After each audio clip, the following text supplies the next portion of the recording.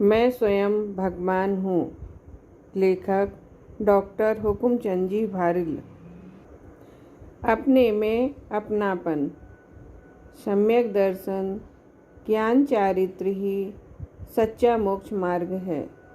अनादिकालीन अनंत दुख को दूर करने का एकमात्र उपाय है। अतः हमें इन्हें समझने में पूरी शक्ति लगाना चाहिए। इन्हें प्राप्त करने के लिए प्राणपण से जुट जाना चाहिए। इनके स्वरूप को समझने के लिए हमें जैन दर्शन में प्रतिपादित तत्व व्यवस्था को समझना होगा, क्योंकि तत्वार्थ के श्रद्धान को ही सम्यक दर्शन कहा गया है। तत्वार्थ 7 होते हैं: जीव, अजीव, आश्रव, बंध, संबर, निर्जरा और मोक्ष। जीव तत्व अनादि निधन द्रव्य रूप भगवान है और मोक्ष तत्व सादि प्रगट दशा रूप भगवान है। भगवान स्वभावी आत्मा का प्रगट रूप से पर्याय में भगवान बनना ही मोक्ष प्राप्त करना है। यही कारण है कि जैन दर्शन कहता है कि स्वभाव से तो हम सभी भगवान हैं ही, पर यदि अपने को जाने, पहचाने और अपने में ही जम जाएं, रम जाएं, तो प्रगट रूप से पर्याय में भी भगवान बन सकते हैं। अपने को पहचानना, जानना ही सम्यक दर्शन और सम्यक ज्ञान है तथा अपने में ही जम जाना, रम जाना सम्यक चारित्र है। इन सम्यक दर्शन, सम्यक ज्ञान और सम्यक चारित्र की एक रूपता ही मोक्ष मार्ग है, सुखी होने का सच्चा उपाय है। यद्यपि यह भगवान आत्मा अनंत गुणों का अखंड पिंड है, अनंत शक्तियों का संग्रहालय है, तथापि मोक्ष मार्ग में प्रयोजनभूत जिन गुणों की चर्चा जिनागम में सर्वाधिक प्राप्त है, उनमें श्रद्धा, ज्ञान और चारित्र गुण प्रमुख हैं। इनमें ज्ञान गुण का कार्य सत्यासत्य का निर्णय करना है। श्रद्धा गुण का कार्य अपने और पराये की पहचान कर अपने में अपनापन स्थापित करना है और अच्छे बुरे का निर्णय हम अपने राग के अनुसार करते हैं। ध्यान रहे, राग चारित्र गुण की विकारी पर्याय है। इस जगत में कोई भी वस्तु अच्छी बुरी नहीं है। उनमें अच्छे बुरे का निर्णय हम अपने रागानुसार ही करते हैं। रंग न गोरा अच्छा होता है न सांवला। जिसके मन जो भा जाए उसके लिए वही अच्छा है। हम गोरे रंग के लिए तरसते हैं और गोरी चमड़ी वाले यूरोपियन घंटों नंगे बदन धूप में इसलिए पड़े रहते हैं कि उनका रंग थोड़ा बहुत हम जैसा सांवला हो जाए। दूसरों की बात जाने भी दें, हम स्वयं अपना चेहरा गोरा और बाल काले पसंद करते हैं। जरा विचार तो करो, यदि चेहरे जैसे बाल और बालों जैसा चेहरा हो जावे तो क्या हो। तात्पर्य यह है कि जगत में कुछ भी अच्छा बुरा नहीं है। अच्छे बुरे की कल्पना हम स्वयं अपने रागानुसार ही करते हैं। इस जगत में न अच्छे की कीमत है न सच्चे की। अपनापन ही सर्वाधिक महत्वपूर्ण है, क्योंकि सर्वस्व समर्पण अपनों के प्रति ही होता है। यही कारण है कि मुक्ति के मार्ग में सर्वाधिक महत्वपूर्ण श्रद्धा गुण है। श्रद्धा गुण की निर्मल पर्याय सम्यक दर्शन है। पर और पर्याय से भिन्न निज भगवान आत्मा में अपनापन स्थापित करना ही सम्यक दर्शन है। निज भगवान आत्मा को निज जानना ही सम्यक ज्ञान है और निज भगवान आत्मा में ही जमना रमना सम्यक चारित्र है। यहाँ आप कह सकते हैं कि विद्वानों का काम तो सच्चाई और अच्छाई की कीमत बताना है, और आप कह रहे हैं कि इस जगत में ना सच्चाई की कीमत है और ना अच्छाई की। भाई, हम क्या कह रहे हैं? वस्तु का स्वरूप ही ऐसा है। एक करोड़पति सेठ था। उसका एक इकलौता बेटा था। कैसा? जैसे कि करोड़पतियों के होते हैं, सातों व्यसनों में पारंगत। उसके पड़ोस में एक गरीब व्यक्ति रहता था। उसका भी एक बेटा था। कैसा? जैसा कि सेठ अपने बेटे को चाहता था। सर्वगुण संपन्न, पढ़ने लिखने में होशियार, व्यसनों से दूर, सदाचारी, विनयशील। सेठ रोज सुबह उठता तो पड़ोसी के बेटे की भगवान जैसी स्तुति करता और अपने बेटे को 1000 गालियां देता। कहता, देखो भाई कितना होशियार है, प्रतिदिन प्रातःकाल मंदिर जाता है, समय पर सोकर उठता है, और एक तू है कि अभी तक सो रहा है। अरे नालायक, मेरे घर में पैदा हो गया है सो गुलछर्रे उड़ा रहा है, कहीं और पैदा होता तो भूखों मरता भूखों। अरे अभागे। बीच में ही बात काटते हुए पुत्र कहता, पिताजी, और चाहे जो कुछ कहो पर अभागा नहीं कह सकते। क्यों? क्योंकि जिसे आप जैसा कमाऊ बाप मिला हो वह अभागा कैसे हो सकता है? अभागे तो आप हैं जिसे मुझ जैसा गमाऊ बेटा मिला है। एक दिन पड़ोसी का बेटा स्कूल नहीं गया। उसे घर पर देखकर सेठ ने कहा, बेटा आज स्कूल क्यों नहीं गए? बच्चे ने उत्तर दिया, मास्टर जी कहते हैं कि स्कूल में ड्रेस पहनकर आओ और पुस्तकें लेकर आओ। मैं पापा से कहता हूँ तो उत्तर मिलता है कि कल ला देंगे, पर उनका कल कभी आता ही नहीं है। आज 1 माह हो गया, अतः आज मैं स्कूल ही नहीं गया हूँ। पुचकारते हुए सेठ बोला, बेटा चिंता की कोई बात नहीं। अपना वो नालायक पप्पू है ना, वह हर माह नई ड्रेस सिलाता है और पुरानी फेंक देता है। पुस्तकें भी हर माह फाड़ता है और नई खरीद लाता है। बहुत सी ड्रेसें और पुस्तकें पड़ी हैं, ले जाओ। अब जरा विचार कीजिए, सेठ जिसकी भगवान जैसी स्तुति करता है उसे अपने नालायक बेटे के उतारन के कपड़े और फटी पुस्तकें देने का भाव आता है, और अपने उस नालायक बेटे को करोड़ों की संपत्ति दे जाने का पक्का विचार है। कभी स्वप्न में भी यह विचार नहीं आया कि थोड़ी बहुत किसी और को भी दे दूं। अब आप ही बताइए कि जगत में अपने की कीमत है या अच्छे की, सच्चे की? अच्छा और सच्चा तो पड़ोसी का बेटा है, पर वह अपना नहीं, अतः उसके प्रति राग भी सीमित ही है, असीम नहीं। अपना बेटा यद्यपि अच्छा भी नहीं है, सच्चा भी नहीं है, पर अपना है। अपना होने से उससे राग भी असीम है, अनंत है। इससे सिद्ध होता है कि अपनापन ही सर्वाधिक महत्वपूर्ण है। आज तक इस आत्मा ने देहादि पर पदार्थों में ही अपनापन मान रखा है, अतः उन्हीं की सेवा में संपूर्णता समर्पित है। निज भगवान आत्मा में एक क्षण को भी अपनापन नहीं आया है। यही कारण है कि उसकी अनंत उपेक्षा हो रही है। देह की संभाल में हम 24 घंटे समर्पित हैं, और भगवान आत्मा के लिए हमारे पास सही मायनों में एक क्षण भी नहीं है। भगवान आत्मा अनंत उपेक्षा का शिकार होकर सौतेला बेटा बनकर रह गया है। हम इस जड़ नश्वर शरीर के प्रति जितने सतर्क रहते हैं कि आत्मा के प्रति हमारी सतर्कता उसके सहस्रांश भी दिखाई नहीं देती।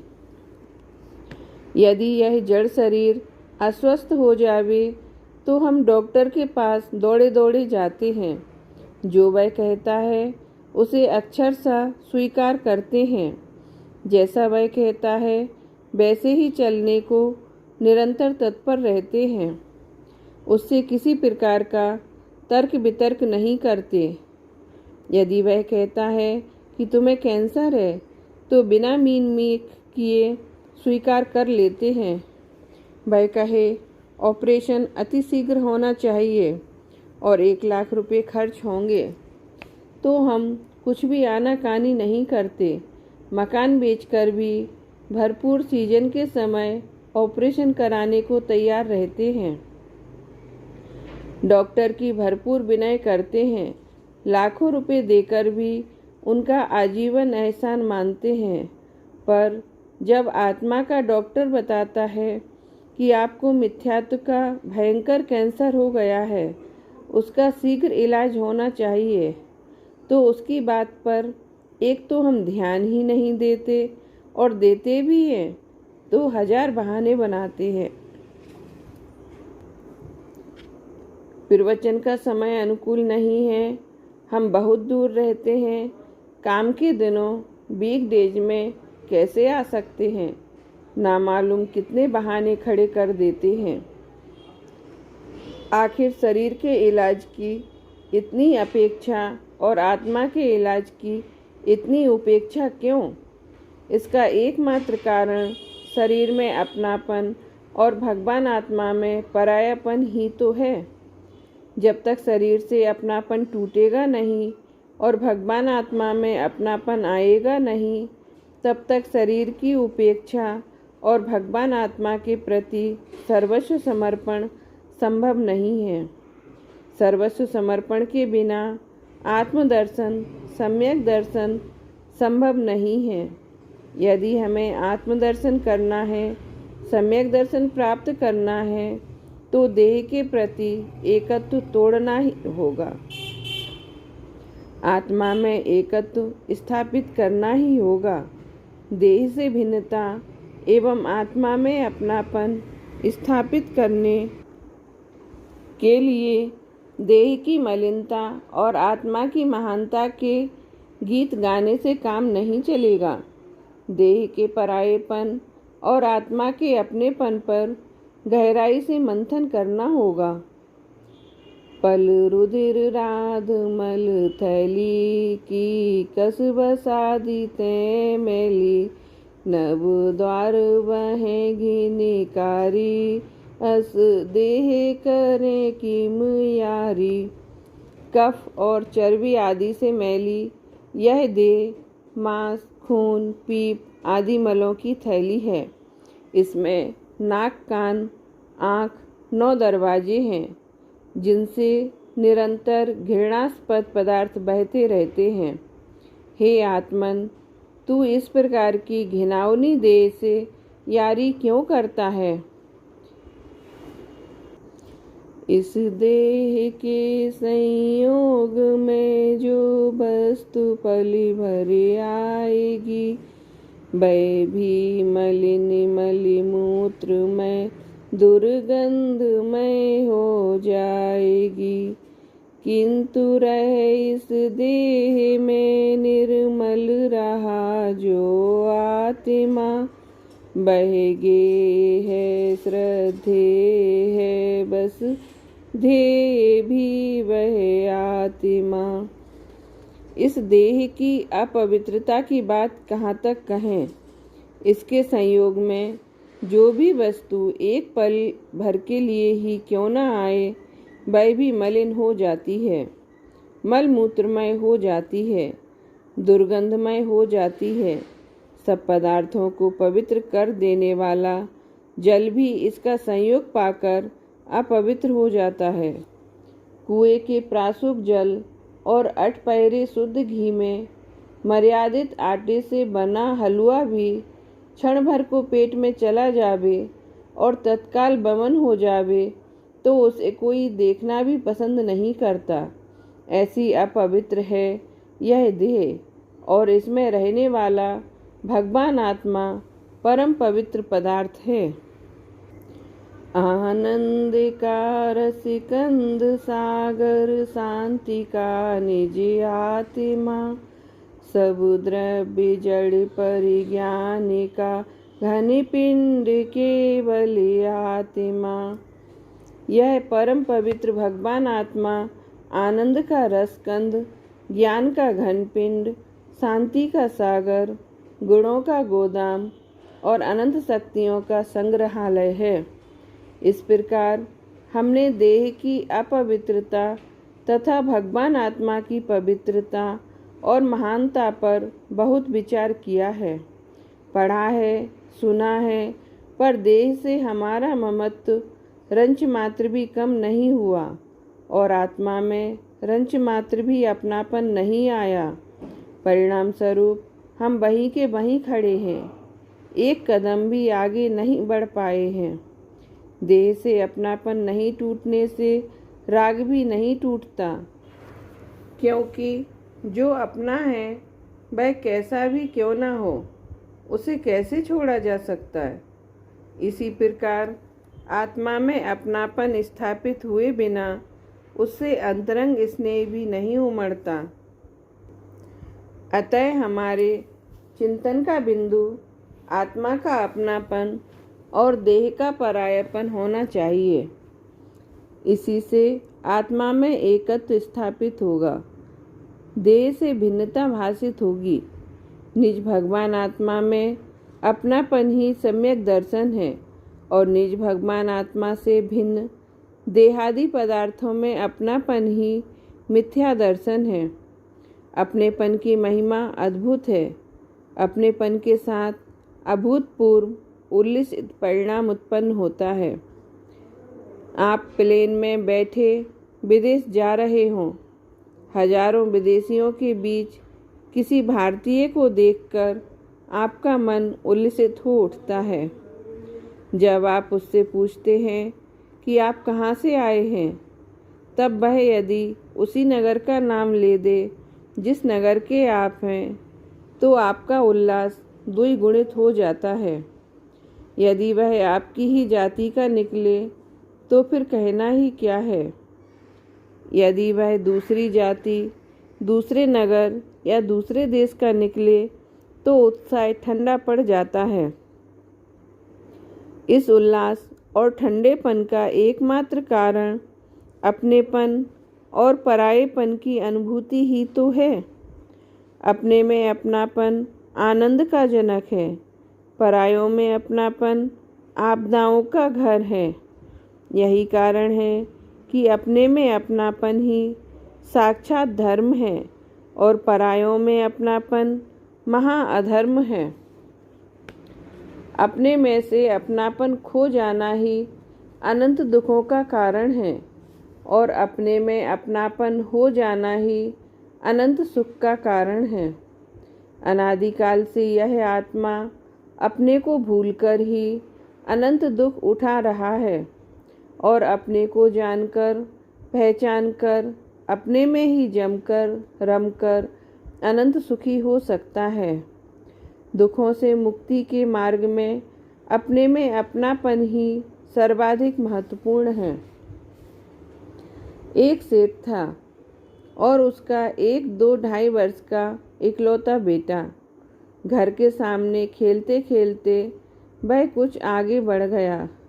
घर की खोज में वह दिग्भ्रमित हो गया और पूर्व के बजाय पश्चिम की ओर बढ़ गया। बहुत खोजने पर भी उसे अपना घर नहीं मिला। घर वालों ने भी बहुत खोज की पर पार न पड़ी। वह रात उसे गली कूचों में ही रोते रोते बितानी पड़ी। प्रातःकाल तक उसकी हालत ही बदल गई थी। कपड़े गंदे हो गए और चेहरा मलिन, दीनहीन। बहुत कुछ प्रयत्नों के बाद भी न उसे घर मिला और न घर वालों को वह।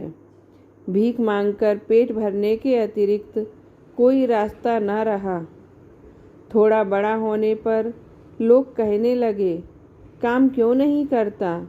आखिर एक हलवाई की दुकान पर बर्तन साफ करने का काम करने लगा। पुत्र के वियोग में सेठ का घर भी अस्त व्यस्त हो गया था। अब न किसी को खाने पीने में रस रह गया था और न आमोद प्रमोद का प्रसंग ही। घर में सदा मातम का वातावरण ही बना रहता। ऐसे घरों में घरेलू नौकर भी नहीं टिकते, क्योंकि वे भी तो हंसी खुशी के वातावरण में रहना चाहते हैं। अतः उनका चौका बर्तन करने वाला नौकर भी नौकरी छोड़कर चला गया था। अतः उन्हें एक घरेलू नौकर की आवश्यकता थी। आखिर उस सेठ ने उसी हलवाई से नौकर की व्यवस्था करने को कहा और वह 7-8 साल का बालक अपने ही घर में नौकर बनकर आ गया। अब माँ बेटे के सामने थी और बेटा माँ के सामने, पर माँ बेटे के वियोग में दुखी थी और बेटा माँ बाप के वियोग में। माँ भोजन करने बैठती तो मुँह में कौर ही नहीं दिया जाता। बेटे को याद कर करके रोती बिलखती हुई कहती, ना जाने मेरा बेटा कहाँ होगा, कैसी हालत में होगा भी या नहीं, या किसी के यहाँ चौका बर्तन कर रहा होगा। वहीं खड़ा बेटा एक रोटी मांगता तो झड़क देती, जा अभी काम कर, बचेगी तो फिर दूंगी। काम तो करता नहीं और बार बार रोटी मांगने आ जाता है।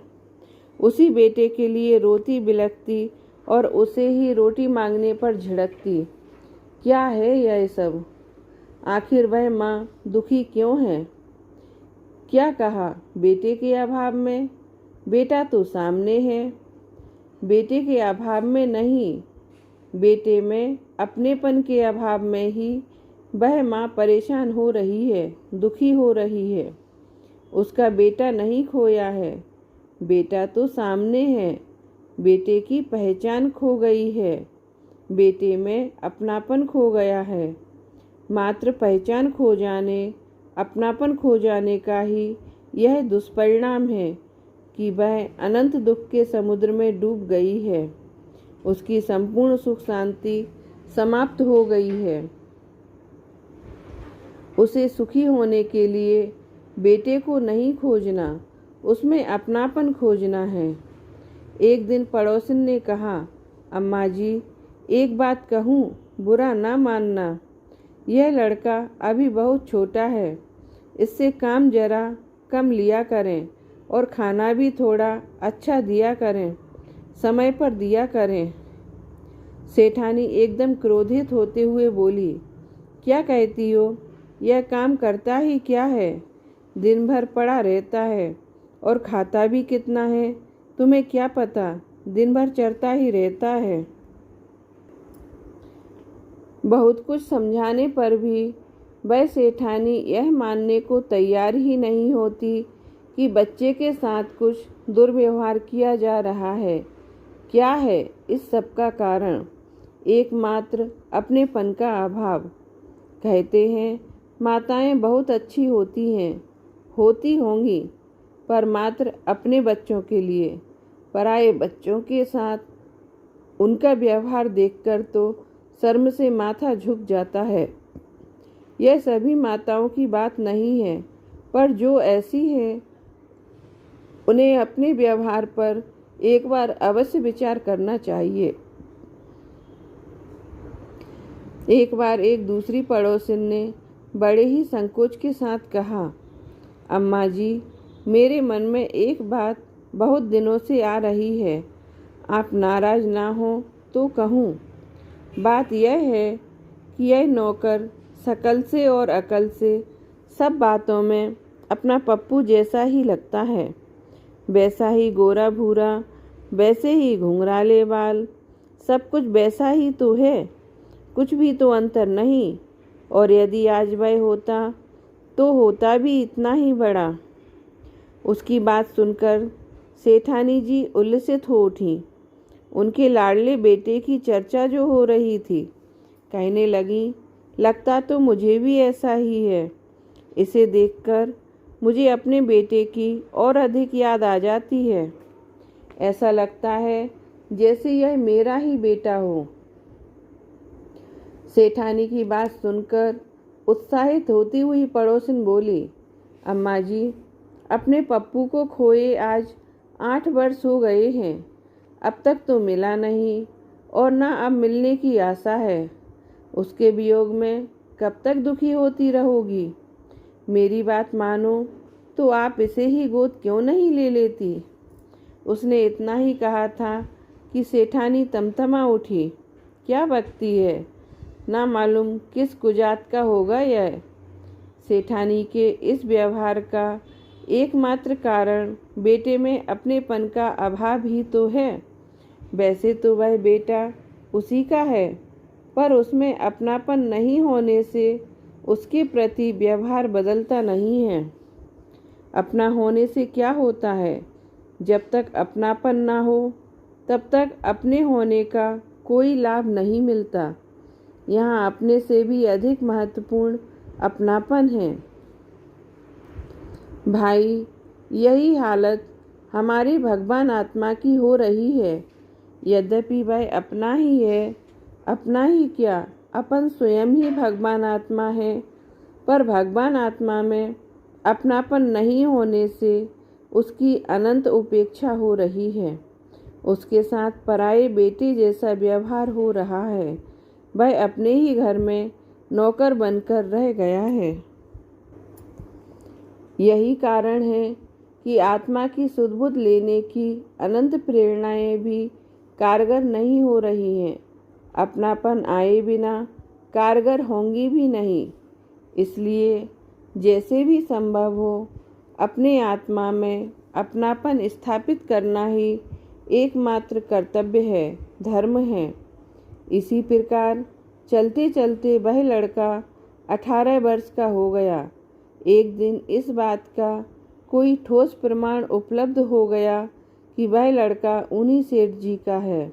उक्त सेठानी को भी यह विश्वास हो गया कि वह सचमुच उसका ही लाडला बेटा है। अब आप बताइए, अब क्या होगा? होगा क्या? वह सेठानी जोर जोर से रोने लगी। सेठ जी ने समझाते हुए कहा, अब क्यों रोती है? अब तो हंसने का समय आ गया है। अब तो तुझे तेरा पुत्र मिल गया है। रोते रोते ही सेठानी बोली, मेरे बेटे का बचपन बर्तन मलते मलते यूं ही अनंत कष्टों में निकल गया है। ना वह पढ़ लिख पाया है, ना खेल खा पाया। हाय राम, मेरे ही आंखों के सामने उसने अनंत कष्ट भोगे हैं। ना मैंने उसे ढंग का खाना ही दिया और ना पल भर निश्चिंत हो आराम ही करने दिया। जब देखो तब काम में ही लगाए रखा। जो सेठानी इस बात को स्वीकार करने को कतई तैयार ना थी कि वह उस बालक से बहुत काम कराती है और खाना भी ढंग का नहीं देती है, वही अब इकबालिया बयान दे रही है कि मैंने बहुत काम कराया है और खाना भी ढंग का नहीं दिया। यह सब अपनेपन का ही महात्म्य है। अब क्या उसे यह समझाने की आवश्यकता है कि जरा काम कम लिया करें और खाना भी अच्छा दिया करें? अब काम का तो कोई सवाल ही नहीं रह गया है और खाने की भी क्या बात है। अब तो उसकी सेवा में सब कुछ हाजिर है। व्यवहार में इस परिवर्तन का एकमात्र कारण अपनेपन की पहचान है, अपनेपन की भावना है। इसी प्रकार जब तक निज भगवान आत्मा में अपनापन स्थापित नहीं होगा तब तक उसके प्रति अपनेपन का व्यवहार भी संभव नहीं है। इन देहादि पर पदार्थों से भिन्न निज भगवान आत्मा में अपनापन स्थापित होना ही एक अभूतपूर्व अद्भुत क्रांति है। धर्म का आरंभ है, सम्यक दर्शन है, सम्यक ज्ञान है, सम्यक चारित्र है, साक्षात मोक्ष का मार्ग है। भगवान बनने, समस्त दुखों को दूर करने और अनंत अतीन्द्रिय आनंद प्राप्त करने का एकमात्र उपाय है।